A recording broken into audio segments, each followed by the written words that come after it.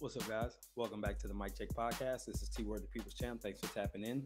Today, we're going to be talking about Jermell Charlo and his move up to 168 pounds to face Saul Canelo Alvarez. But before we get into the video, don't forget to like, comment, and subscribe. We appreciate that feedback. All right, so let's go ahead and get into it. Jermell Charlo is moving up from 154 pounds as an undisputed champion to face Canelo Alvarez at 168 pounds, who is also an undisputed champion in his own weight class, super middleweight.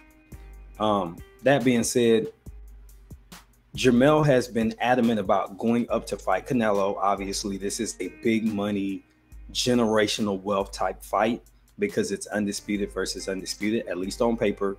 And he's also been very adamant about coming back down to 154 after, so he could defend his undisputed titles.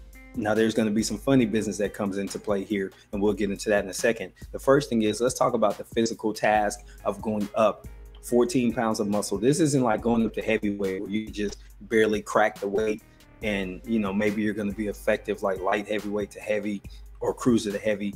This is jumping two weight classes. You're jumping over middleweight, going right up to super, and you're facing somebody that's been comfortable at 168 and has actually been as high as 175. So you're trying to put on enough muscle to maintain your punch resistance as well as gain strength to be able to be durable in the fight against somebody that's already at the weight class. Even though Canelo Alvarez isn't a real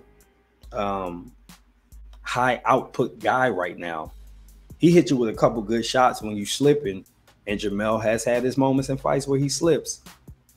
He could put your lights out if he catch you one of them big haymakers, one of them big overhands that he loads up on, and you're not used to getting hit by guys that size.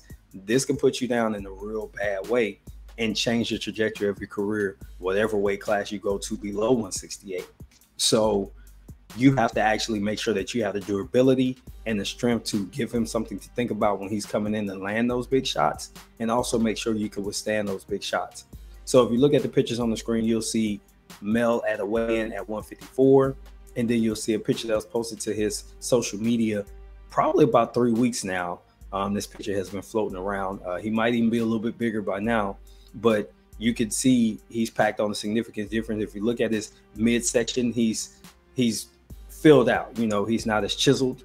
He's obviously packing on the bulk so he could withstand the beating to the body by bigger people. You could even look at his face and see where his jawline is more rounded in the picture with the chains.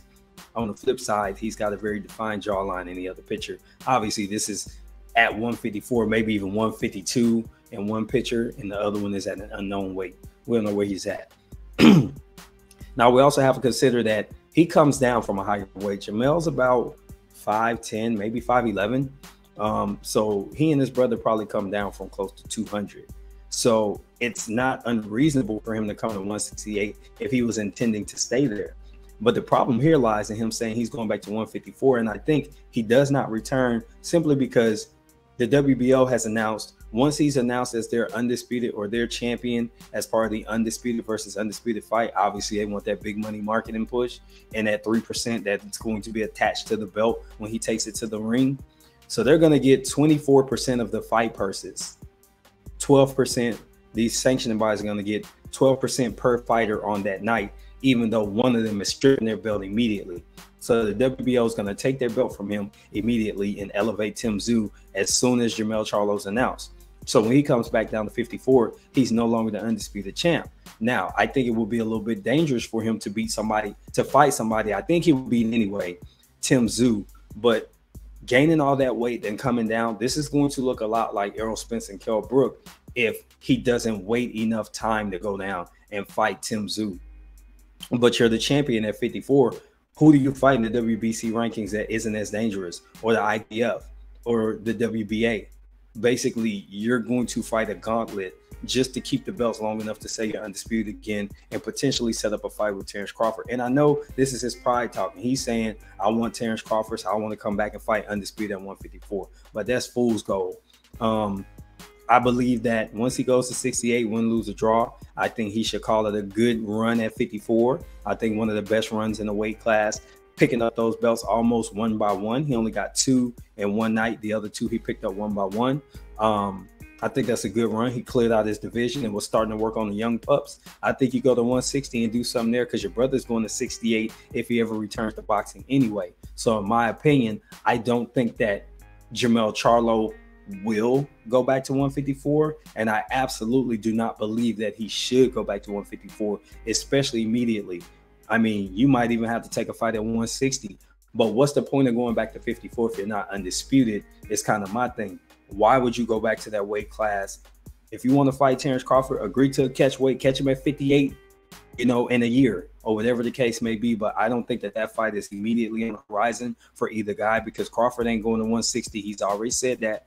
And, you know, Mel probably shouldn't try and fight somebody that dangerous at 154, knowing you just went up to 68 and you got to cut into muscle in order to make the weight. So my bet is we will not see Jermell Charlo at 154 unless the money is ridiculously good. And then, hey, he went up to 68 to get the bag. If you want to spend the rest of his career, you know, pouring out for the cash, hey, do what you got to do, man. I can't tell you what to do with your life, but I would advise that you stay away from 154 and stay up there, maybe 160, a weight that you could cut to and be comfortable, and let your brother go to 168 and do his thing. But hey, this has been T for the mic. Let me get your thoughts in the comments. Until the next time, I'm out. Peace.